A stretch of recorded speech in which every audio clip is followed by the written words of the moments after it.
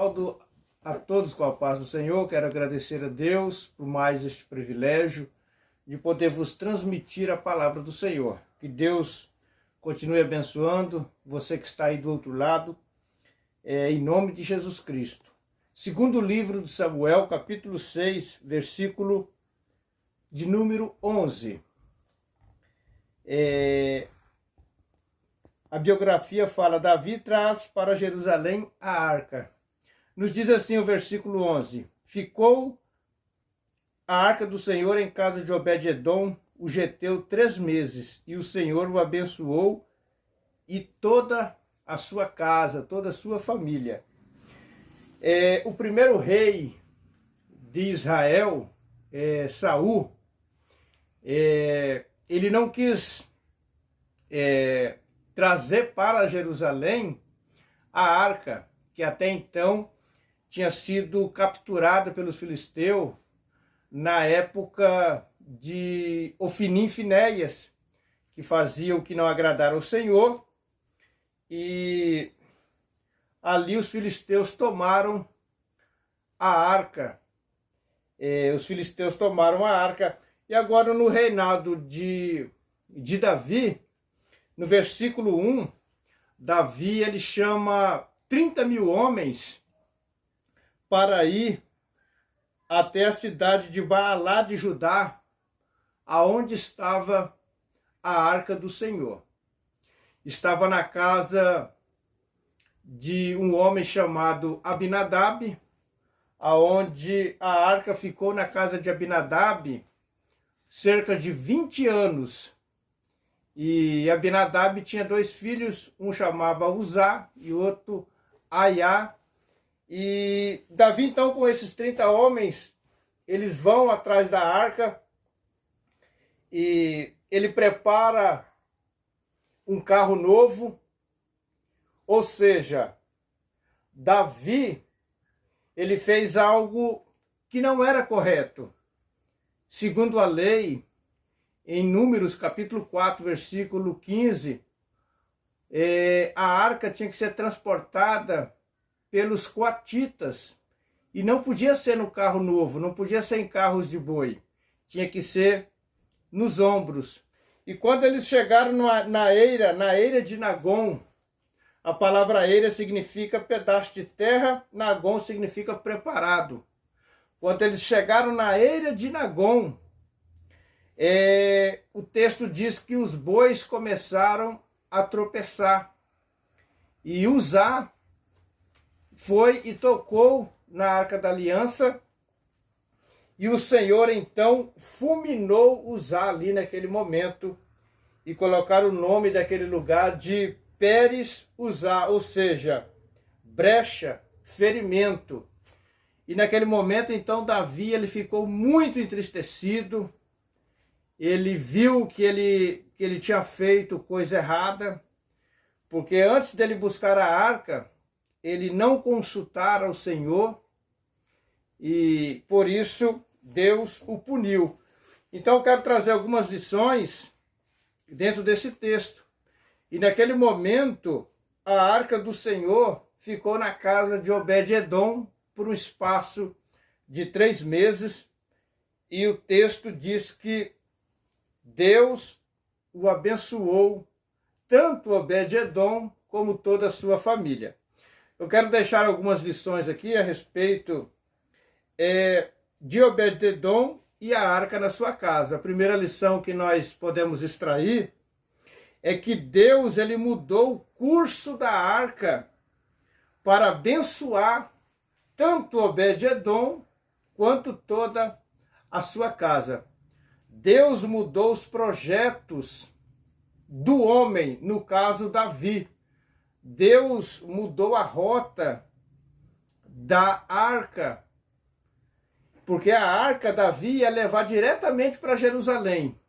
E depois deste ocorrido, depois deste fato, depois da morte de Uzá, a casa agora ela vai ficar na casa de Obed-edom. Então Deus, para abençoar uma pessoa, abençoar uma família, Deus faz coisas tremendas, Deus faz coisas que aos olhos humanos é impossível. Então essa é a primeira reflexão. Deus, para nos abençoar, ele muda o curso da história, para ele dar vitória ao povo, ao seu povo escolhido. Nós podemos observar em Josué capítulo 10, onde ele para o sol e a lua para dar vitória para o povo, porque se escurecesse naquele tempo, naquele momento daquela guerra, o povo de Israel perderia sua batalha. Então Deus, ele mexe no sistema planetário para dar vitória para o povo seu. Segunda reflexão, usar a arca serviu de juízo para usar, mas para Obed-edom serviu de bênção. Por quê? Porque ele estava conduzindo as coisas de Deus de forma errada. Já Obed-edom, ele tratou as coisas sagradas de Deus da maneira correta, da forma correta. Então é muito perigoso nós fazermos a obra do Senhor, tocar nas coisas sagradas. É muito perigoso. Então esta palavra, ela é muito forte. Então a arca serviu de juízo para usar, para servir de exemplo para Davi, para Abinadab, seu pai, para os 30.000 homens, que não se pode fazer de forma errada a obra do Senhor. Terceira reflexão, a arca veio aonde Obed-edom estava, ou seja, foi a arca que veio para dentro da casa de Obed-edom. Não foi Obed-edom que foi atrás da arca. Ou seja, foi Jesus que veio até nós, que se despiu da sua glória, deixou a sua glória, se tornou em carne como nós. Foi ele que nos escolheu, foi ele que nos separou. Então foi Deus que nos escolheu. A Bíblia diz em João 15,16, não me escolhestes vós a mim, mas eu escolhi a vós e vos nomeei. Então foi Deus que nos escolheu. Esta é a terceira lição. A quarta lição é a arca resgatou o valor, ou seja, o nome de Obed-edom. Obed-edom, o geteu, ou seja, ele era servo de Edom, ele era da terra dos Geteu, da terra dos gigantes. Então Deus mudou toda a sua história, Deus mudou todo o seu passado, Deus mudou todo o seu currículo de má fama, de má pessoa. É assim que Deus faz, é assim que Deus continua fazendo, e é assim que Deus vai continuar fazendo na vida de todos aqueles que recebem a arca na sua casa.